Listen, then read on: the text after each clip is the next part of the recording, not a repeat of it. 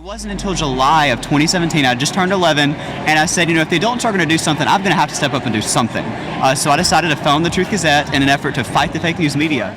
Brilyn Hollyhand wrote that op-ed, and he joins me now. Brilyn, thanks for getting up with us this morning. Here with me now to bring some levity to this otherwise frustrating time is Brilyn Hollyhand. As a teenager from the Truth Gazette, and he's gotten some pretty big names. One of those upstanding young men and women who are taking matters into their own hands in the media world, 15-year-old Brilyn Hollyhand. Brilyn Hollyhand is the co-chair of the RNC's inaugural Youth Advisory Council. Brilyn, that is probably the nicest introduction I ever got. I've got to tell you, I'm impressed. I wish that other reporters around the country were as smart and talented and knowledgeable about the issues as you are. Oh, thank you for having me, Brilyn, and thanks for your almost 5-year incredible success with the Truth Gazette. Good for you. How bad the country is. So I think the American people have realized that when they elected a clown to office, this is the circus that was to follow. To wake up, we have to start involving my generation and focusing on winning over the youth vote if we want a shot at winning in 2024.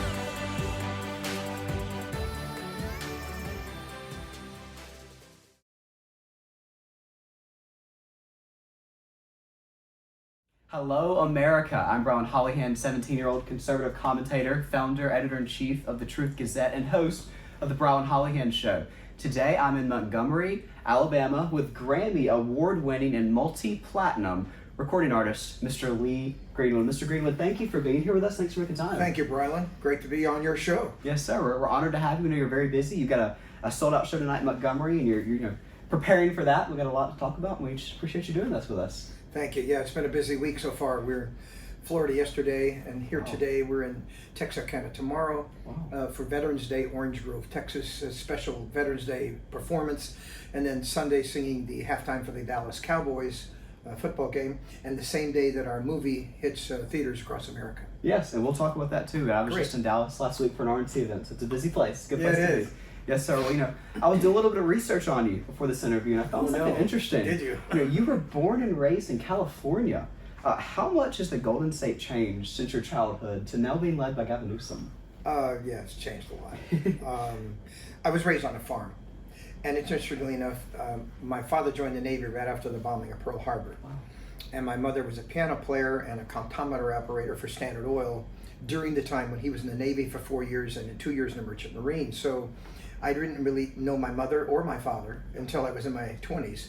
My grandparents raised me, however, and I had plenty of love, understood about what hard work is, and in addition to working on the farm, I actually started my musical career at the age of 10 or 11 and was playing weddings and bar mitzvahs and parades by the time I was 12 or 13, working in nightclubs in Sacramento, which is the capital. And you think that's changed? There are homeless everywhere now in Sacramento.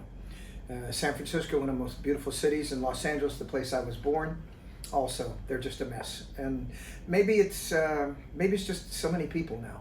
I don't know. People ask me about what is the most danger to the human population.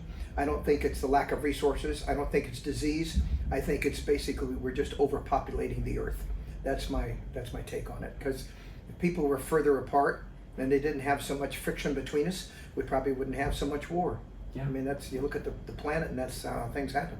Sure. Yes, we need some better leadership in California too. Tonight you're putting on a show here in Montgomery, but this Sunday you'll be doing a show with some of country music's greatest musicians, and you'll also be joined by President George W. Bush, Dolly Parton, Kid Rock, Paula Deen. What a lineup! Wow. I know you're all coming together for Veterans Day to support our troops. Why is this call so important to you, and what do you think of the way that our servicemen and women are being treated right now under the Biden administration? That's a political question. I try to stay away from politics. I think, first, to answer your first question, this film was not necessarily aimed at being a Veterans Day show, but we decided to air it on November 12th, the day after Veterans Day, because of its significance for veterans. There are 40 different artists, you mentioned a few there, who had amazing performances of the 40 years of my career. I started in Nashville in 1979, and after 20 years in Nevada, I don't know if you knew that or not. Wow. I was even a dealer in the casinos for a while. And my career took off in 1980 and 81. And so, yes, looking back on 40 years of discography and the hits that we made, we brought together this cast of 40 different singers who all have the ability to fill up an arena. All of them. Yeah. The Gatlin Brothers, the Oak Ridge Boys, Crystal Gale, Gavin DeGraw, even the organ player for the Young Rascals, Felix Cavalier, who I knew very well, and I was a member of that group in the 60s. So yeah, they're just a myriad of artists who came to sing songs that I made famous on radio, and their performances were unbelievable. Jamie Johnson, one of the newcomers in the scene, sang my second hit called Ring on Her Finger, Time on Her Hands. I'm sitting in the front row with my wife and my two sons and her father, and I was stunned how good it was. And that was the way with all of the performances. So to air this movie on November 12th, this is much like the movie for Beyonce and Taylor Swift. Well, it's a one-time concert that they film, but not everybody can see that concert. Sure. So this is a way of spreading it out, getting in motion picture theaters. And we have over 600 theaters that will air this movie, and we just want people to not only be there to enjoy it, but also to go to the website that we've created called adoptavet.com. This is important. Adoptavet.com. You can send a veteran and a caregiver for free to see this movie. Oh, that's awesome. So why on Veterans Day? That's why. It's time to honor our veterans, the men and women who fought in combat so many years past, sacrificed so very much for the time that I have to live my life and do what I want. This is a way to give back. Adoptavet.com, and make sure that you send a veteran and their caregiver to the movies, or go yourself. Yeah, absolutely. Take a veteran with you. We have the theaters filled with lots of veterans. This weekend I get to say that, and I'll for sure. So then you asked me, how has the military changed under the current administration? I'm not military, Brilyn, so I have to tell you that first. And so the inner workings of the government, my only mixing with the government affairs was through the National Endowment of the Arts, and I was appointed to the National Endowment of the Arts by President Bush, 43. I served 14 years under both Democratic and Republican administrations. And then I was appointed as a trustee to the Kennedy Center by Donald Trump. So I'm yet to criticize how the military operates. I will say I have great respect for those who have stayed in the military instead of resigning when conditions have been deteriorating. So let me just put it that way. Oh, I love that. Yeah. Well, let me go ahead and just address the elephant in the room. You know, you're known for a lot of things, but it's no secret you're best known for singing "God Bless the USA." You know, "God Bless the USA" is actually the ringtone to my alarm clock. So it's the first thing I hear every morning. Now you're really on my good side. You're really my friend now. Well, other than helping me wake up, "God Bless the USA" has been the unofficial patriotic country song of America for 40 years. It was President Trump's walkout song. You know, you've been invited to sing it at inaugurations, party conventions, and military events. But something I found interesting is that your song became your highest charting pop hit, reaching number 16 on the Billboard Hot 100 in the days following the September 11th attack on our country. Your song brought our country back together. When you look around the country today at how divided we are, do you think more people should be listening to the words in that song? Let me just explain the words of the song. Sure, yes. The very first line, "If tomorrow the things were gone I'd work for all my life," was not about anything except my grandparents losing their farm. And the reason they lost it was because of the government's grain subsidizing to Russia during the 50s. They told my grandparents they could not farm. So that was sad. Yeah. As we move into the lyrics of the song, "I'm proud to be an American," of course. You know, I mean, I'd heard people say for years, I'm proud that I'm Italian. You know, my heritage is Greek. You know, my heritage is Russian. You know, and that's fine. The only people allowed to say that they're something other than American first is an African American or an Indian American. Sure. Because they were here first. And of course, the African Americans were brought here. Sure. Everybody else should say they're American first. And I appreciate that. My stepfather, who raised me since I was 12, was Italian. And Louis D'Antonoli and his two brothers raised me. Kind of taught me what hard work was. We built hotels and motels in around Disneyland while I was going to school out there, high school. And so that's my take on that. And then, of course, I won't forget the men who died.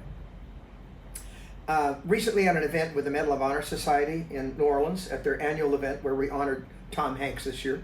I am a recipient of their highest award, and I received it the year that my wife Kim and I were engaged, and we've been married 31 years. So as a proud recipient of the Medal of Honor Society's highest award, I will tell you that the men and women who sacrificed beyond the call of duty are those men and women. But the rest who have given all, I mean, you have to remember the men who died, who give us the right to do this, Brian. Absolutely. So that's my lyrics. Yes, and if people listen to the entire lyrics of the song, I wrote it as a simple melody, so it's easy to sing along with, unlike the national anthem. So like maybe that makes it a lot easier for people to do that. It does, for sure, for sure. Really, really grateful for you doing that. Obviously, it's a big part of my life. But speaking about patriotism, you got into a little bit of a feud with Maren Morris last month. You know, Morris said that she was leaving country music because it was, quote, too patriotic post-Trump. You rebutted her in a Fox News op-ed saying, quote, to suggest that country music is too patriotic is to not understand country music at all. If I was you, I would have just told her to not let the door hit her on the way out of country music. But obviously, you're a little bit nicer than I am. You know, what are your thoughts on that whole fiasco, and what do you think of this movement in this modern pop country era to move away from patriotism? It's not really a movement. It's people who want to be heard. Yeah. People make outlandish statements to get in the news. Sure. You know, that's all. And I like her. She's a great artist. Sure. Terrific, great singer. I think she just made that statement offhand, just like the girl with Dixie Chicks did when she was in England and made that mistake. Sure. And it ended her career. I'm not going to say that Morissette's career will be ended from this particular comment, but the people in Nashville will go on without her. It doesn't matter. Country music will live to another day. It'll be fine. We have so many great artists there and singers, and we miss people like Charlie Daniels, who's one of the greatest patriots ever. And a lot of my friends there who are on the same page as me may not have a patriotic song, but they have red, white, and blue guitars when they go on stage. You know, I mean, it's like, yeah, it's red, white, and blue hanging out the back of a pickup truck when you go to the rodeo. I mean, why not? I mean, that's just the way it is. You know, I think NASCAR maybe and rodeos and NASCAR are kind of similar in their approach to that. NFL, baseball, hockey, maybe that's a little bit different in those sports events, but certainly country music's a leader in patriotism, and I love it.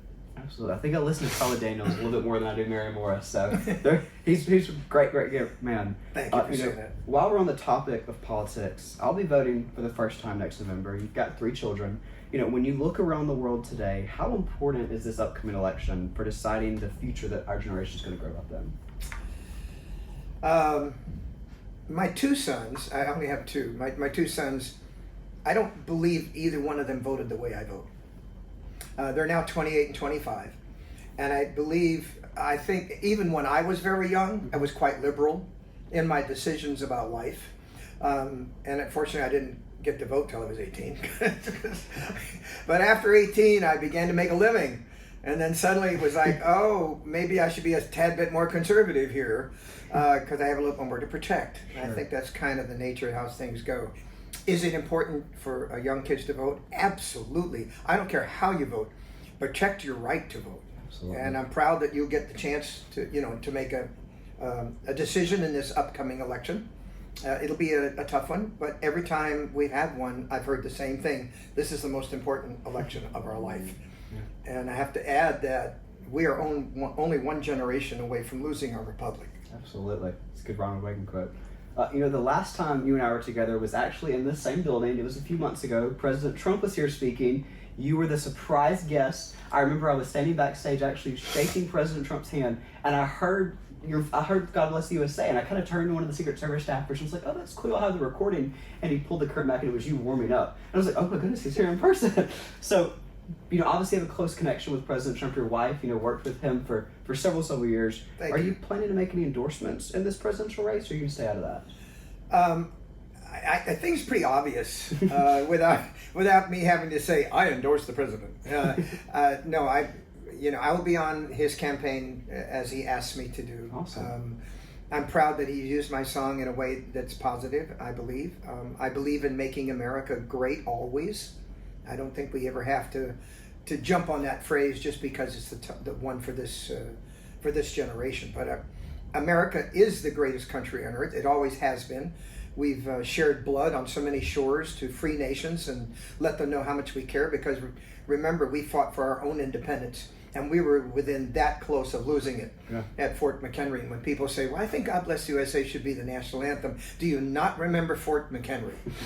And when Francis Scott Key was on a French ship out in the harbor and he saw the bombs bursting over Fort McHenry, and in the morning the flag was still flying, it's like, yeah, that was the opportunity to write the song that would later become our national anthem. And I think it was not till 55 before it became our national anthem. Yeah, you're right. Yeah.